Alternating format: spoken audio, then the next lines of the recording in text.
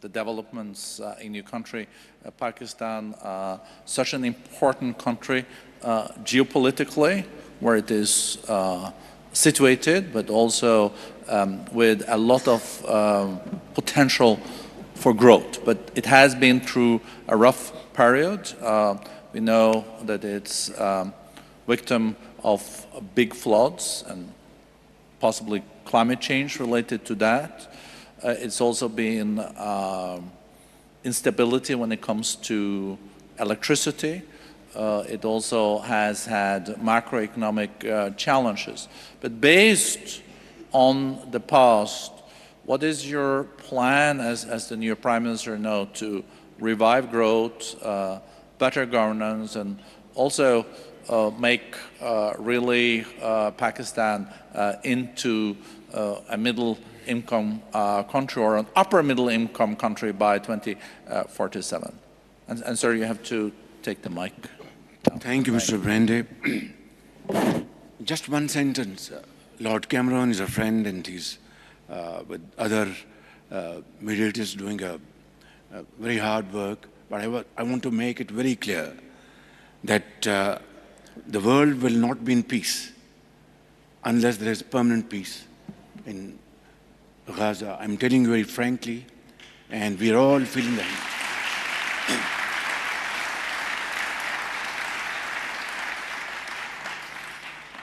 And as if it is not already enough, look at what has Ukraine brought to the world. You know, commodity prices went, skyrocketing. We could not import, procure vital raw materials for our agri-economy and industrial economy. And on top of that, inflation hitting and breaking the back of developing countries.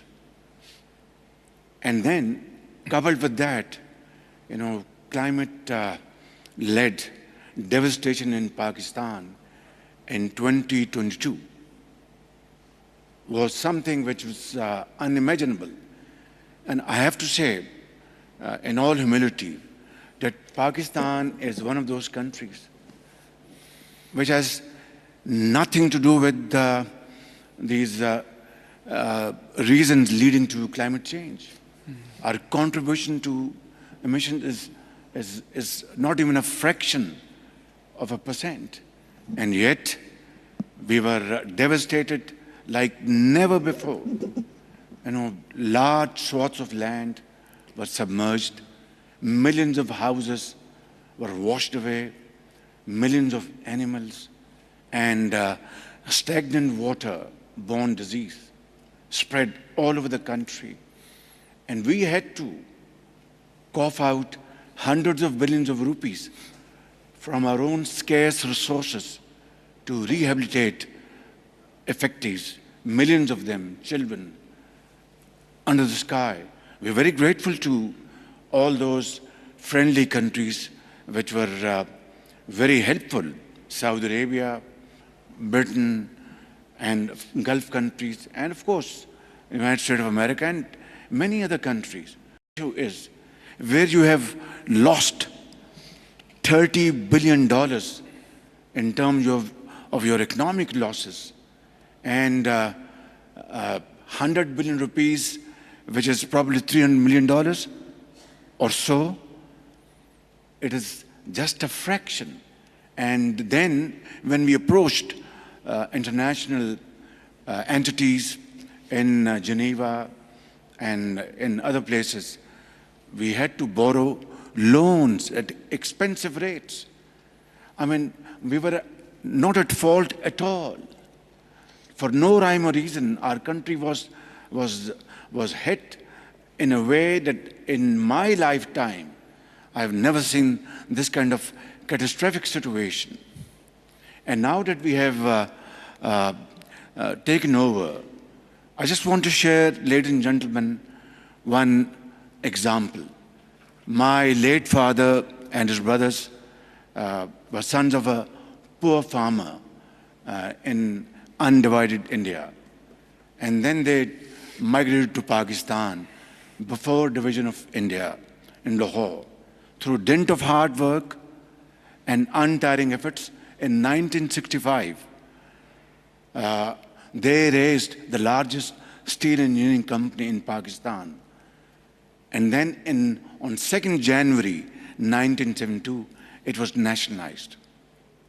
And there was nothing in their hand to be busy about. Yet, my father and his brothers never lost hope. And they stood up and accepted the challenge. And in the very same government regime, in 18 months, they raised 6 new small factories to avoid further nationalization. Gilness Bank was their banker. They said, come to England, we will give you a lot of opportunities. My father said, no, I was born here and will die here. Now, what is the moral of the story? That wherever there's a will, there's a way. So we are facing these problems, these challenges, but I think global North has to appreciate that global South will survive, then they will survive, and vice versa. We have taken over the reign of the country again after 8th of February this year, and I am now determined, in terms of the example I've just given you, to put things in order. Easier said than done. For example, our power sector is in shambles. I'm being very honest with you. Power theft in a massive fashion, and elitist culture, doles out and hands out being given to those who don't deserve it. Our revenue sector in tatters.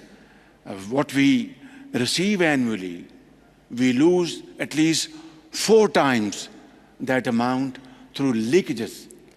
And unless we plug these loopholes, we'll never be able to recover from these devastating impacts out of actions of our own, nobody else's. Let me be very clear.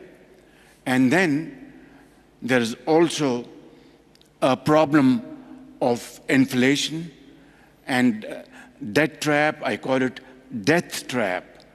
Now, all this put together is a big challenge. I have to acknowledge from the core of my heart the support we have been given and received from Saudi leadership. I think a friend in need is a friend indeed, and we will never be able to repay back to them what they've done to Pakistan in difficult times. My friend, under his watch, DFID has been outstandingly supporting Pakistan in education and health. But the point at issue is that we have to stand on our own feet. And I know this is possible, difficult, but not impossible. And how? That is the point at issue. We are now going for massive reforms, deep-rooted structural reforms. It'll hit me as Prime Minister. Obviously, I have to provide leadership by example, ladies and gentlemen. Without that, nothing will happen.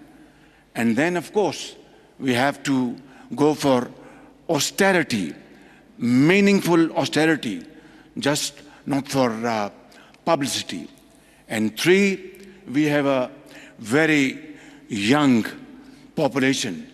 And this young population, which go into hundreds of millions of boys and girls, is a challenge, yet a great opportunity.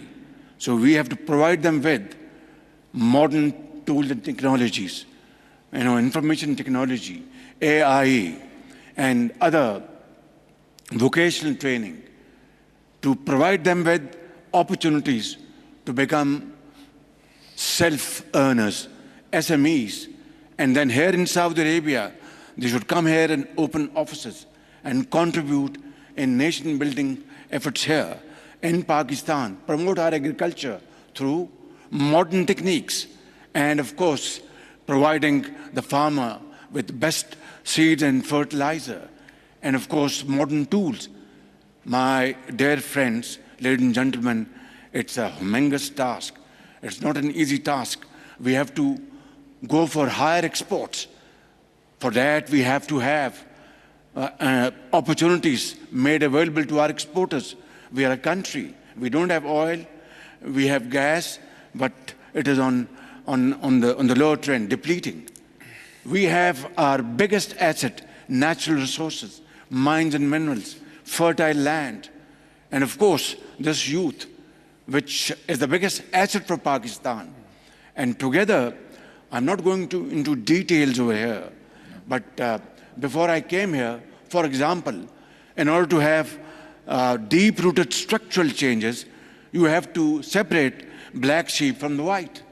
And before I came here, for the first time in the history of Pakistan, after getting credible input from agencies, I made OSDs, those highest level officers who were not functioning, had a grey record, and I said, come what may, I will not accept any pressure. I will move forward with a sense of purpose, with a sense of achievement, and make Pakistan find its place in community of nations through hard work and untiring efforts.